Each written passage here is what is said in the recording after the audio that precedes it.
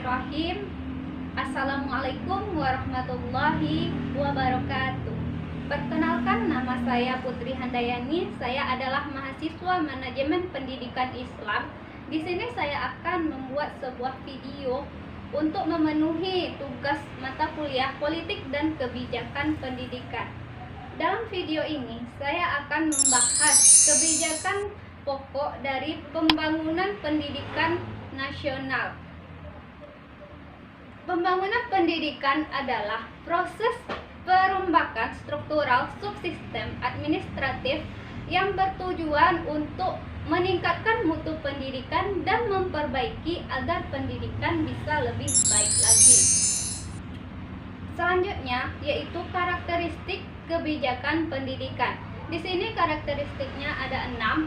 Yang pertama yaitu memiliki tujuan pendidikan. Di sini perombakan pendidikan itu harus memiliki tujuan untuk mencapai tujuan pendidikan nasional. Selanjutnya yaitu memiliki konsep operasional. Di sini setiap kebijakan pendidikan harus bisa dioperasikan atau dijalankan di seluruh Indonesia.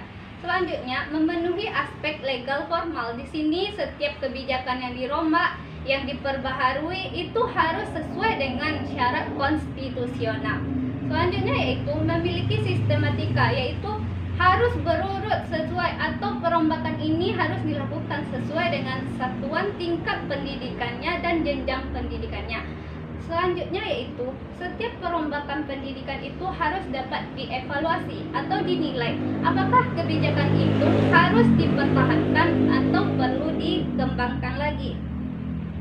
Selanjutnya yaitu kebijakan pendidikan itu harus dibuat oleh pihak yang berwenang, yaitu orang-orang yang ahli di bidangnya, jangan orang-orang yang tidak mengerti pendidikan. Selanjutnya yaitu pemerataan perluasan akses. Pemerataan dan perluasan akses pendidikan diarahkan dalam upaya memperluas daya tampung satuan pendidikan serta memberikan kesempatan yang sama bagi semua peserta didik dari berbagai golongan masyarakat yang berbeda, baik dari segi ekonomi, sosial, gender, lokasi tempat tinggal, dan tingkat kemampuan intelektual serta kondisi fisiknya. Selanjutnya yaitu peningkatan mutu pendidikan dan daya saing. Kebijakan peningkatan mutu pendidikan harus diarahkan pada pencapaian mutu pendidikan yang bertujuan untuk meningkatkan pendidikan. Hal ini harus mengacu pada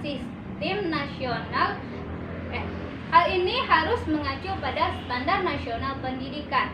Standar nasional pendidikan itu ada 8 yang meliputi yang pertama yaitu standar isi, standar proses, standar kompetensi lulusan, standar pendidik dan tenaga kependidikan, standar sarana dan prasarana, standar pengelolaan, standar pembiayaan, serta standar penilaian pendidikan atau standar evaluasi pendidikan.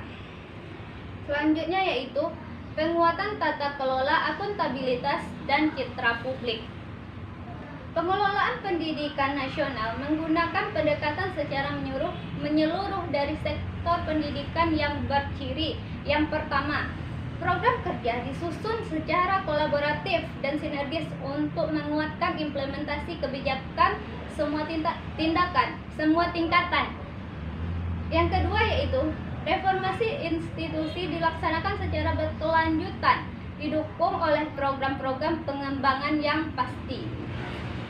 Selanjutnya yaitu perbaikan program dilakukan secara berkelanjutan dan didasarkan pada evaluasi kinerja tahunan yang dilaksanakan secara sistematis dan memfungsikan peran-peran yang lebih luas.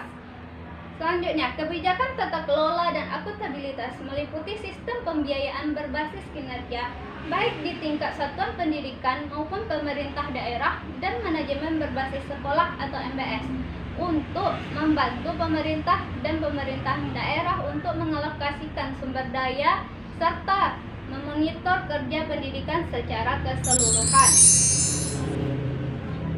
Baik, itu yang dapat saya sampaikan. Kalau ada salah dan janggal, mohon dimaafkan. Wassalamualaikum warahmatullahi wabarakatuh.